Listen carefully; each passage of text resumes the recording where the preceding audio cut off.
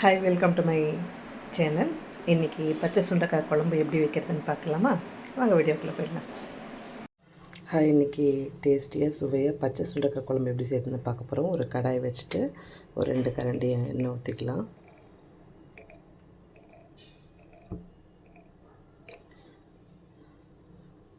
எண்ணெய் காயட்டும்.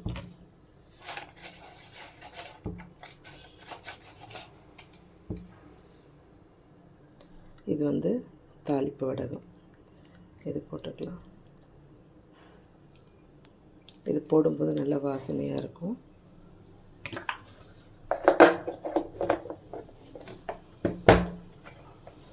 நல்லா புரிஞ்சு வரட்டும். வந்துடுச்சு. இப்போ இதில் ஒரு பெரிய வெங்காயம் கட் பண்ணி வச்சுருக்கோம், அது சேர்த்துக்கலாம்.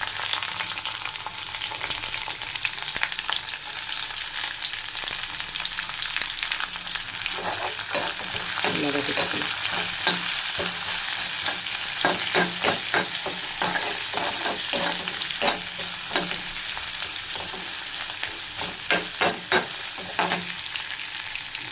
லைட்டாக கொஞ்சம் உப்பு போட்டுக்கலாம்.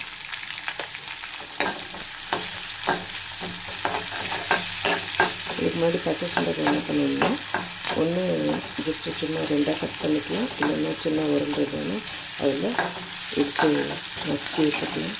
ஸோ வெங்காயம் வதங்கி வச்சு ஒரு பெரிய தக்காளி பொடிசாக கட் பண்ணி வச்சுருக்கேன், அதை போட்டுக்கலாம்.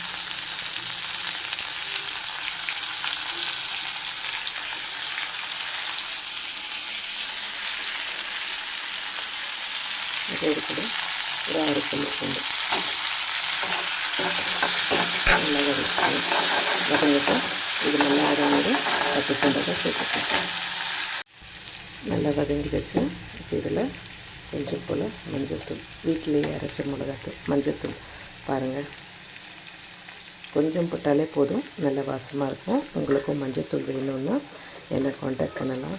உங்களுக்கும் வந்து கொரியர் அனுப்பிச்சி வைக்கப்படும். 1/4 கிலோவிலேருந்து அனுப்பி வைக்கப்படும். இப்போ என்ன பண்ணலான்னா, பச்சை சுண்டைக்காய் ஏற்கனவே நான் நசுக்கி வச்சுருக்கேன். ஸோ அதை அதில் ஆட் பண்ண போகிறோம். சரிங்களா?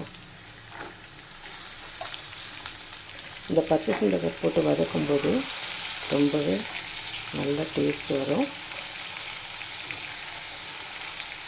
இது இன்னொரு நாள் வந்து பருப்பு போட்டு எப்படி கடையிறதுன்ற வீடியோவை நான் உங்களுக்கு காட்டுறேன். இதை கொஞ்சம் லேசாக வதக்கிக்கலாம்.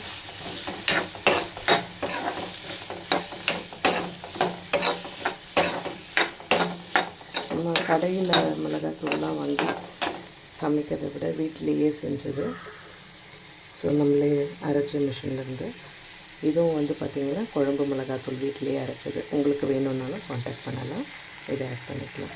கொஞ்சம் காரமாக இருக்குன்றதுனால கொஞ்சமாக போடுறேன்.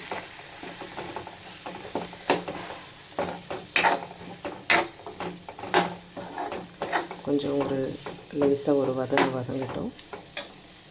ஒரு 1/2 எலுமிச்சப்பழம் அளவுக்கு புளி ஊற வச்சுருக்கேன். இப்போ அது நல்லா வதங்கி வச்சு என்ன பண்ணலான்னா, ஒரு 10 நிமிஷம் கொஞ்சமாக தண்ணி விட்டு ஒரு கொதி வரட்டோன்னு புளி கரைசல் கரைச்சி ஊற்றிக்கலாம்.